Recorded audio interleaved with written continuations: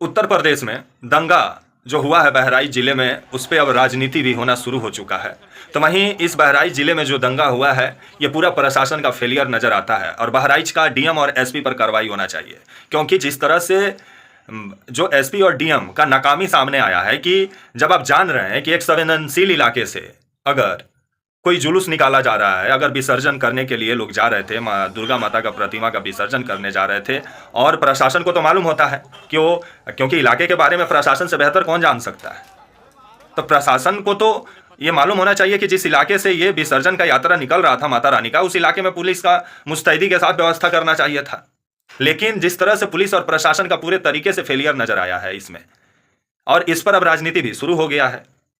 सत्ता और विपक्ष आपस में अभी तू मैं किए हुए हैं, और वैसे भी हमारे देश में लाशों पे राजनीति करना राजनेताओं को बेखूबी आता है। आइए पूरी खबर आपको समझाते हैं। नमस्कार, मेरा नाम विश्वजीत कुमार और आप देख रहे हैं वाक फॉर इंडिया न्यूज। 13 अक्टूबर को देश भर में माता रानी का प्रतिमा का विसर्जन का जुलूस निकला और माता रानी का प्रतिमा का विसर्जन भी किया गया। तो वहीं अलग अलग जगहों से हिंसा की भी खबर आई, बंगाल से आया, झारखंड से आया, लेकिन सबसे ज़्यादा हिंसा की खबर उत्तर प्रदेश का बहराइच में जिस तरह से हिंसा का तांडव देखने को मिला है।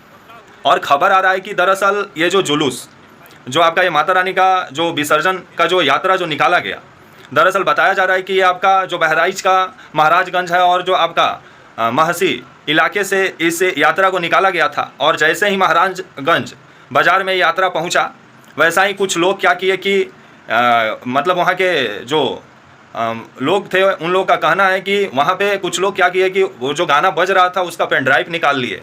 तो वहीं एक आपका राम गोपाल मिश्रा बताया जा रहा है, 24 साल का युवक, जिसका मौत हो गया है इस हिंसा में। और ये बताया जा रहा है कि राम गोपाल मिश्रा जो है, ये आपका एक छत पे हरा झंडा इसको दिखाई दिया, ये ऊपर चढ़ा और हरा झंडा को उतारने लगा। उसी दौरान इस पे फायरिंग हुआ और ये घायल हुआ और इलाज के दौरान इसका मौत हो गया है, जिसके बाद से ये पूरा हिंसा भड़का आपका जो बहराइच का जो महाराजगंज है।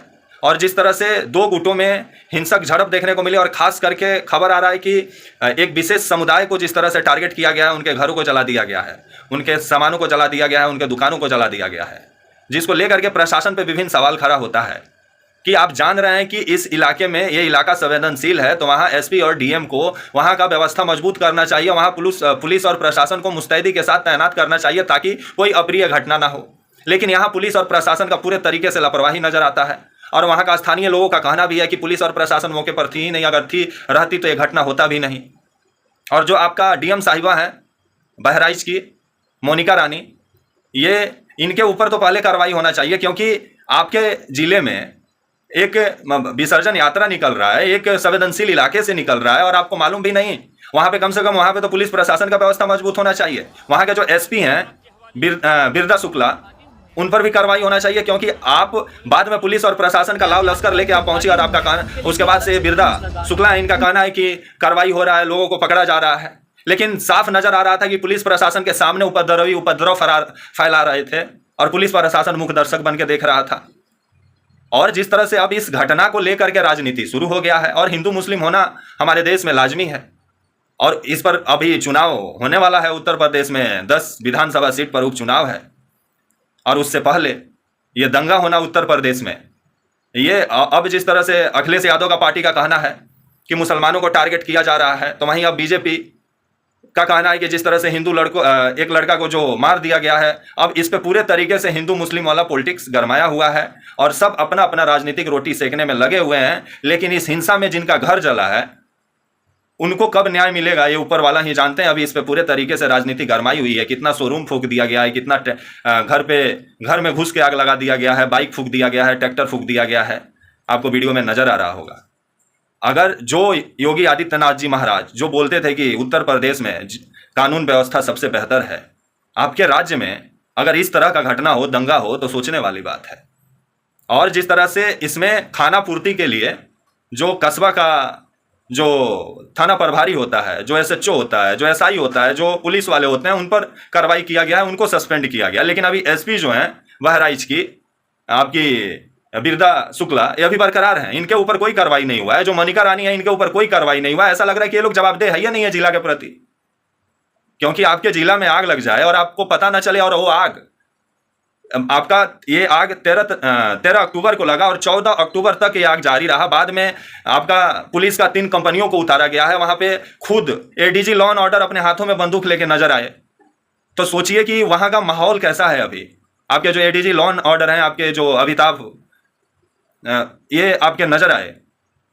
तो वहीं खबर आ रही है कि जो डीजीपी हैं आपके अभी प्रशांत कुमार, इनको भी आदेश दिया गया है बहराइच जाने के लिए। तो वहीं आज जिस तरह से आपके अमिताभ जो एडीजी हैं, ये हाथों में बंदूक लेके जिस तरह से एडीजी साहब दंगाइयों को भगाते हुए नजर आए, तो इसी से अनुमान लगाइए कि जब एडीजी को उस सड़क पे उतर जाना पड़े तो वहाँ का हालात क्या है। और अभी वहाँ पे अभी जो दंगाई हैं उन पे अभी पुलिस काबू कर ली है, खबर आ रहा है। और खबर आ रहा है कि चारों तरफ पुलिस प्रशासन का चौकसी है और पुलिस प्रशासन मुस्तैदी के साथ हर इलाके में गश्त भी कर रहा है। लेकिन ये जो पुलिस प्रशासन अब गश्त कर रहा है, अब मुस्तैदी दिखा रहा है, ये अगर विसर्जन के दौरान अगर इतना मुस्तैदी दिखाया रहता तो ये घटना भी नहीं होता। तो वहीं कहा जाता है ना कि हमारे देश में दंगा पे राजनीति रोटी सेकना वो शुरू हो गया है। तो आप लोग ये भड़काऊ बयानबाजी से दूर रहें और सच्चे अच्छे ऑथोराइज जो खबर है उसको पढ़ें, ना कि वर्ड्स ऑफ यूनिवर्सिटी का शिकार बने जीवन में। क्योंकि अगर वर्ड्स ऑफ यूनिवर्सिटी से खबर देखिएगा तो बहुत नुकसान में पड़ जाइएगा। तब तक के लिए नमस्कार, जय हिंद, वंदे मातरम।